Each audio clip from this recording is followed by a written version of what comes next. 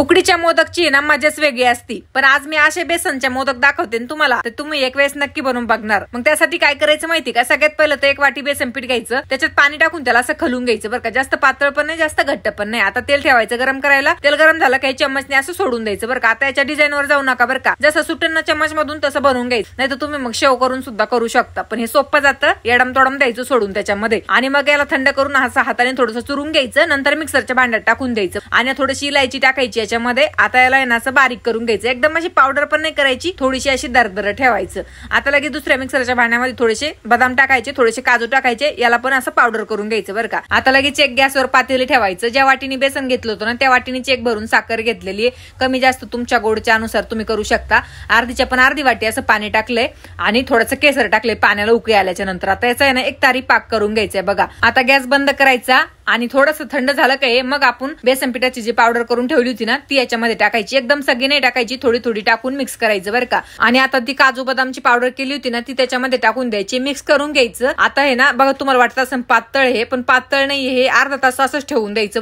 अर्ध्या तासाने हे मनानेच घट्ट होऊन जातं। असं घट्ट झालं का मग आपल्याला मोदक बनायला घ्यायचे। जरी अर्धा तासात तुमचं घट्ट नाही झालं हे पीठ, तर त्याला आणखीन काही वेळ ठेवा, हे घट्ट होऊन जातं। मग आता असा मोदकाचा साचा घ्यायचा, त्याला तूप लावायचं आणि मग हे पिठाचं मिश्रण त्याच्यामध्ये भरून घ्यायचं। आता बघू शकता किती भारी आपला मोदक बनवून रेडी झालेला आहे, तुम्ही बघू शकता। तूप लावल्यामुळे त्याला चिटकत पण नाही, फक्त जास्त जोर देऊन असं दाबायचं नाही, तर मग ते साच्याला चिटकून जातो, मोदक असा तुटून जातो। त्याच्यामुळे लक्षात घेऊन बनवायचं। तर अशाच प्रकारे ना सगळे मोदक बनवून घेते आणि नंतर मी थोडीशी चांदीची वर्क लावली मोदकावरची, अशी छान दिसते मस्तपैकी। तुम्हाला लावायची असेल तर लावा, नाही तर नका लावू। तर मोदक एक वेळेस नक्की बनवून बघा बेसनाचे आणि मला कमेंट करून नक्की सांगा।